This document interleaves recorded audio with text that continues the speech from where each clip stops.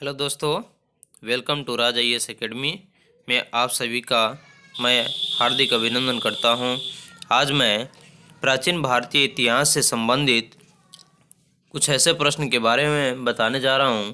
इसके पहले वाले प्रश्न कुछ पहले वीडियो में बना चुके हैं, जो कि आगामी सभी प्रतियोगी परीक्षाओं के लिए रामबाण प्रश्न है। अगर आप मेरे चैनल पर नए हैं तो सब्सक्राइब कर लें और बेल आइकन दबा दें ताकि सभी नोटिफिकेशन आपको मिलता रहे। तो चलिए, आज का पहला प्रश्न है, कौन सी जनजातीय सभा का सामान्य रूप से जनजातीय सरदार यानी कि मुखिया के चुनाव में शामिल होती थी? तो निम्नलिखित में से कौन सी जनजातीय सभा जो थी, जो कि सामान्य रूप से जनजातीय सरदार का जो चुनाव होता था यानी कि मुखिया का जो चुनाव होता था उसमें शामिल होती थी? इसका सही आंसर है समिति।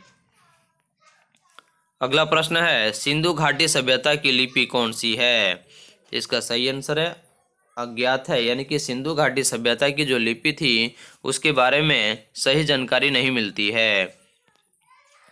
अगला प्रश्न है, वैदिक संहिताओं में से भारतीय संगीत का उद्गम किसमें से खोजा जा सकता है? यानी कि वैदिक संहिताओं में भारतीय संगीत का जो उद्गम है वह किस वेद में खोजा जा सकता है? तो इसका सही आंसर है सामवेद में।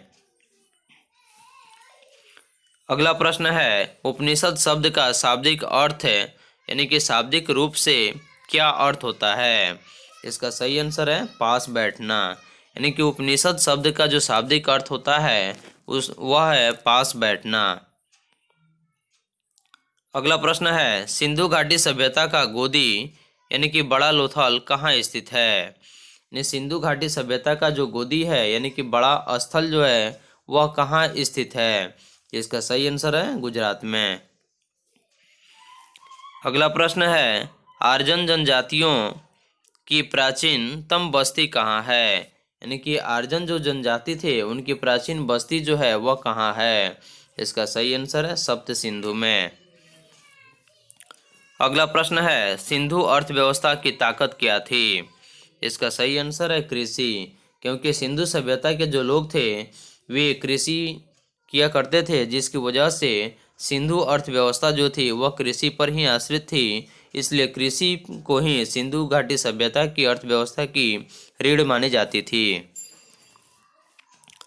अगला प्रश्न है, किस देश ने भारत में मोहनजोदड़ो से प्रसिद्ध नर्तक कन्या की प्रतिमा वापस देने के लिए कहा है? यानी किस देश ने भारत से जो मोहनजोदड़ो से प्रसिद्ध नर्तक यानी कि नर्तकी जो कन्या थी उसकी प्रतिमा यानी कि मूर्ति को वापस देने के लिए कहा है? इसका सही आंसर है पाकिस्तान। अगला प्रश्न है, सिंधु घाटी सभ्यता में कालीबंगा कहाँ है और किस लिए प्रसिद्ध है? तो सिंधु घाटी सभ्यता में कालीबंगा जो है वह किस लिए प्रसिद्ध है? इसका सही आंसर हो जाएगा मिट्टी के पात्र, क्योंकि सिंधु घाटी की सभ्यता में जो कालीबंगा जो स्थान है वह मिट्टी के पात्र यानी कि मिट्टी के बर्तन के लिए प्रसिद्ध था, क्योंकि वहाँ पे मिट्टी के सबसे अधिक बर्तन बनाया जाता था जिसका उपयोग अनेक प्रकार से किया जाता था। अगला प्रश्न है, महाभारत का प्रारंभिक नाम क्या था? यानी कि महाभारत का प्रारंभिक का मतलब होता है शुरू का नाम क्या था? इसका सही आंसर है जय संहिता। अगला प्रश्न है, वैदिक संहिताओं में से भारतीय संगीत का उद्गम किसमें खोजा जा सकता है? तो इसका सही आंसर है सामवेद में। अगला प्रश्न है, जिस मनीषी यानी कि पंडित ने, मनीषी का अर्थ होता है पंडित, ने दक्षिण भारत का आर्जीकरण किया वे कौन थे? यानी कि दक्षिण भारत का आर्जीकरण करने वाले जो मनीषी थे यानी कि पंडित थे उनका नाम क्या था? इसका सही आंसर है अगस्त्य। अगला प्रश्न है, सिंधु घाटी का कौन सा एक स्थल पाकिस्तान में स्थित है? इसका सही आंसर है हड़प्पा। सिंधु घाटी का जो हड़प्पा एक स्थल है वह आज पाकिस्तान में स्थित है, लेकिन जब 1947 के पहले भारत का और पाकिस्तान का बंटवारा नहीं हुआ था तो उस समय सिंधु घाटी का जो हड़प्पा स्थल है वह भारत में था, लेकिन 15 अगस्त 1947 के बाद जब भारत और पाकिस्तान का विभाजन हुआ तो हड़प्पा पाकिस्तान में चला गया। अगला प्रश्न है, प्राचीनतम भारतीय सभ्यता का नाम बताइए। तो इसका सही आंसर है सिंधु घाटी की सभ्यता। यानी कि प्राचीन मतलब पुराना। जो भारतीय सभ्यता थी वह कौन सी सभ्यता थी? इसका सही आंसर है सिंधु घाटी सभ्यता। अगला प्रश्न है विषम शब्द कौन सा है इसमें? इसका सही आंसर है विष्णु पुराण। क्योंकि सामवेद, यजुर्वेद, ऋग्वेद और एक होता है वेद अथर्ववेद, यानी कि वेदों की संख्या 4 है, जिसमें विष्णु पुराण जो है वह वेद में नहीं आता है। इसलिए सामवेद, यजुर्वेद और ऋग्वेद समान है, जबकि विष्णु पुराण अलग है। अगला प्रश्न है विशाल स्नानागार कहाँ मिला था? यानी कि विशाल स्नानागार का मतलब होता है ग्रेट बाथ, जो था वह कहाँ मिला था? इसका सही आंसर है मोहनजोदड़ो में। अगला प्रश्न है सिंधु घाटी की सभ्यता के लोग किसकी पूजा करते थे? इसका सही आंसर है पशुपति। ने सिंधु घाटी की सभ्यता के जो लोग थे वे पशुपति की पूजा सबसे अधिक करते थे। अगला प्रश्न है कौन एक सिंधु घाटी सभ्यता के खोजकर्ता थे? इसका सही आंसर है B.S. अग्रवाल नहीं है, S.L. बामस भी नहीं है, लॉर्ड उली भी नहीं है, लेकिन सिंधु घाटी सभ्यता के खोजकर्ता जो थे वे दयाराम साहनी थे। अगला प्रश्न है उपनिषद क्या है? इसका सही आंसर है हिंदू दर्शन का स्रोत। तो उपनिषद जो है वह हिंदू दर्शन का स्रोत था। अगला प्रश्न है कौन सा वेद धार्मिक अनुष्ठानों से संबंध रखता है? इसका सही आंसर है यजुर्वेद। तो वेदों की संख्या जो है वह 4 है, जिसमें ऋग्वेद, सामवेद, अथर्ववेद और यजुर्वेद जो कि धार्मिक अनुष्ठानों से संबंध रखता है। अगला प्रश्न है किस वेद में जादू, चमत्कार तथा मंत्र दिए गए हैं? इसका सही आंसर है अथर्ववेद में।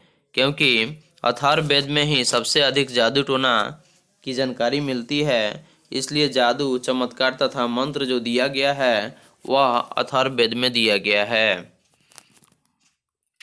अगला प्रश्न है सिंधु घाटी सभ्यता में बृहस्पति यानी कि विशाल स्नानागार या विशाल स्नान घर किस नगर में पाया गया है?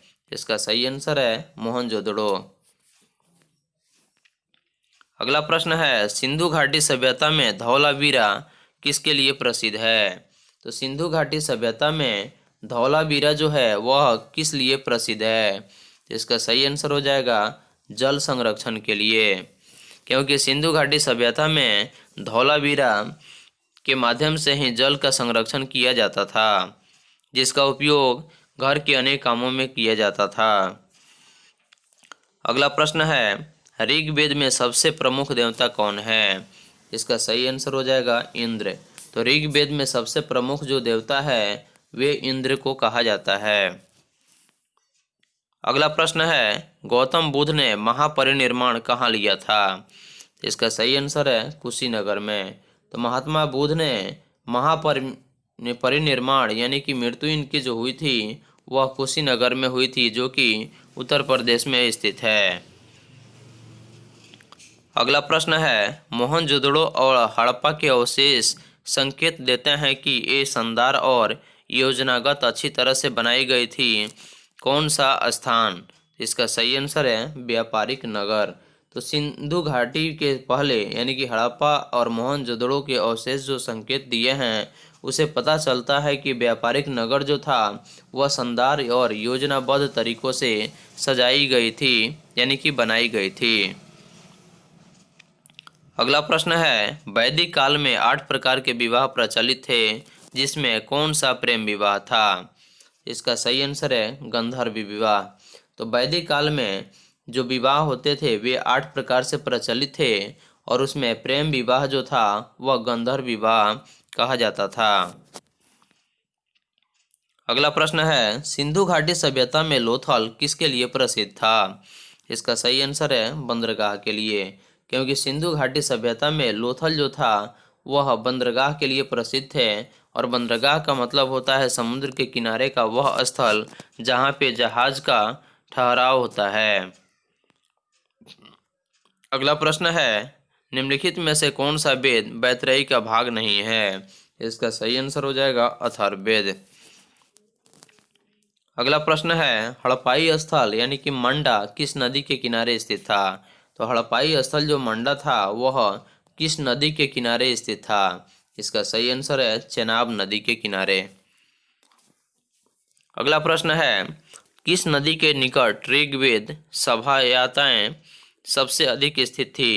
यानी कि किस नदी के किनारे जो है ऋग्वेद की जो सभ्यता थी वह सबसे अधिक स्थित थी? इसका सही आंसर है सरस्वती नदी के किनारे। अगला प्रश्न है, किस हड़प्पा केंद्र के बारे में माना जाता है कि मेसोपोटामिया के साथ सीधा समुद्र व्यापार था? किस हड़प्पा केंद्र के बारे में हमें जानकारी प्राप्त होती है कि मेसोपोटामिया का जो स्थान था यानी कि साथ जो था वह सीधा समुद्र व्यापार से था? इसका सही आंसर है लोथल। अगला प्रश्न है, ऋग्वेद का कौन सा मंडल पूर्णतः सोम को समर्पित है? इसका सही आंसर है नौवां मंडल। तो ऋग्वेद का जो नौवां मंडल है वह देवता सोम को समर्पित है। अगला प्रश्न है, भारत का कौन सा क्षेत्र एक समय अवंतिका के नाम से जाना जाता था? इसका सही आंसर है मालवा। तो भारत का जो मालवा क्षेत्र है वह एक समय अवंतिका के नाम से जाना जाता था। अगला प्रश्न है, किस हड़प्पाकालीन स्थल से हाल का टेराकोटा प्राप्त हुआ है? यानी कि हल का टेराकोटा यानी कि अवशेष जो प्राप्त हुआ है वह हड़प्पाकालीन कौन सा स्थल है? इसका सही आंसर है बनवाली।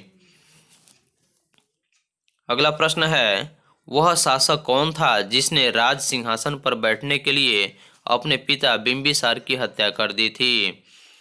यानी कि वह शासक कौन था जिन्होंने अपने को राज सिंहासन पर बैठने के लिए अपने ही पिता यानी कि बिंबिसार की हत्या कर दी थी? इसका सही आंसर है अजातशत्रु। तो अजातशत्रु एक ऐसा शासक था जिन्होंने अपने को राज सिंहासन पर बैठने के लिए अपने ही पिता बिंबिसार की हत्या कर दी थी। अगला प्रश्न है, किस प्रकार का मृद भांड यानी कि मृद भांड का अर्थ होता है पाटरी भारत में द्वितीय शहरीकरण के प्रारंभ का प्रतीक माना गया? इसका सही आंसर है उत्तरी काले पॉलिश युक्त का बर्तन। यानी कि उत्तरी काले का जो पॉलिश युक्त यानी कि चमकीला जो बर्तन था वह यानी पॉटरी जो भारत में द्वितीय शहरीकरण के प्रारंभ का प्रतीक माना गया।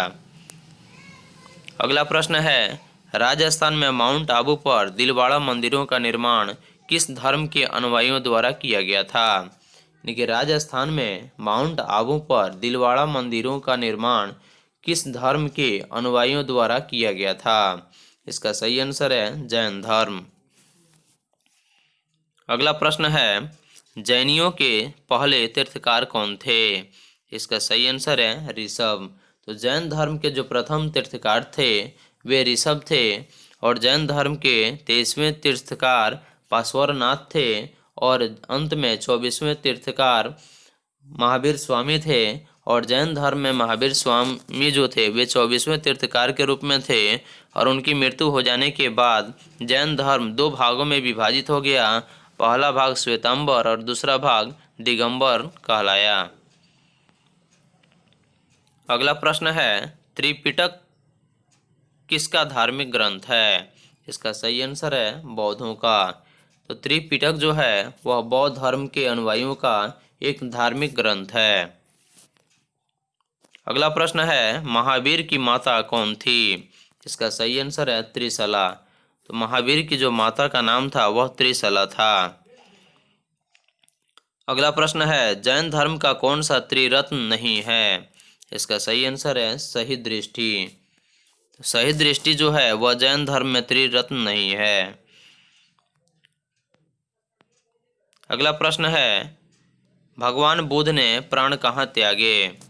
इसका सही आंसर है कुशीनगर में। तो महात्मा बुद्ध ने अपने प्राण को कुशीनगर में त्याग दिए। यानी कि महात्मा बुद्ध की जो महापरिनिर्वाण हुआ था वह कुशीनगर में हुआ जो कि उत्तर प्रदेश में स्थित है। अगला प्रश्न है, अजंता की चित्रकारी किससे प्रेरित है? इसका सही आंसर है दयालु बुद्ध से। अगला प्रश्न है, बौद्धों के विश्वास के अनुसार गौतम बुद्ध का अगला अवतार किसे माना जाता है? तो बौद्ध के विश्वास जो थे उसके अनुसार गौतम बुद्ध यानी कि महात्मा बुद्ध का जो अगला अवतार है वह किसे माना जाता है? इसका सही आंसर है मैत्रेय को। अगला प्रश्न है, तमिल भाषा के शिल्प दिकारम और मणिमेखलई नामक गौरव ग्रंथ किससे संबंधित है? इसका सही आंसर है हिंदू धर्म से। अगला प्रश्न है, कौन सा मठ बौद्ध धर्म से संबंधित है? इसका सही आंसर है चैत्य। अगला प्रश्न है, कौन संस्कृत का प्रथम व्याकरणविद था? इसका सही आंसर है पाणिनि। अगला प्रश्न है, बुद्ध का निर्माण स्थल कौन सा है? इसका सही आंसर है कुशीनगर, यानी कि महात्मा बुद्ध का महापरिनिर्वाण जो हुआ था वह कुशीनगर में हुआ। अगला प्रश्न है, नालंदा विश्वविद्यालय विद्या का एक महान केंद्र था, वह कहाँ था? इसका सही आंसर है बौद्ध धर्म में।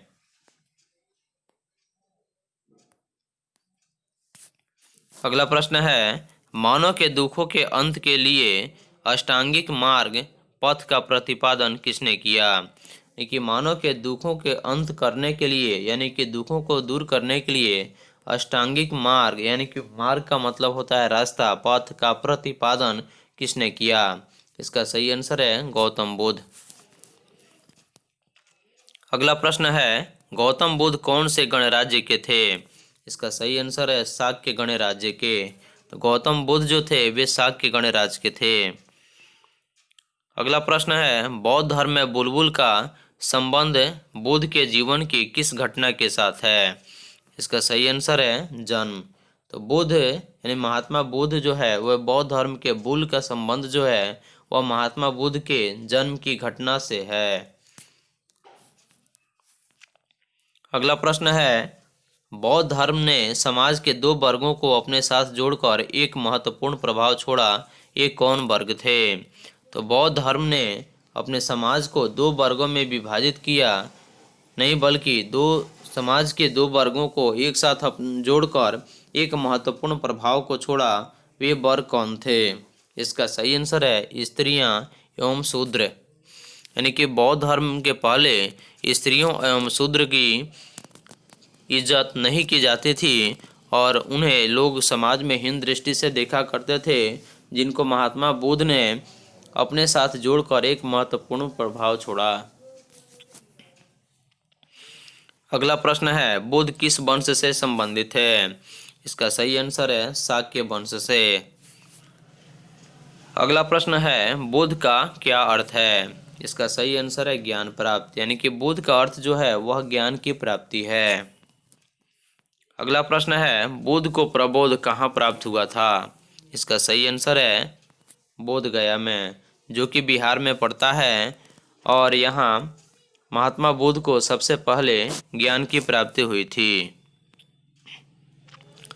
अगला प्रश्न है, अशोक ने किस बौद्ध साधु से प्रभावित होकर बौद्ध धर्म अपनाया? इसका सही आंसर है उपगुप्त, यानी कि सम्राट अशोक ने बौद्ध साधु से प्रभावित होकर सबसे पहले बौद्ध धर्म अपनाया। वे साधु जो थे वे उपगुप्त थे। अगला प्रश्न है, बुद्ध के उपदेश किस भाषा में है?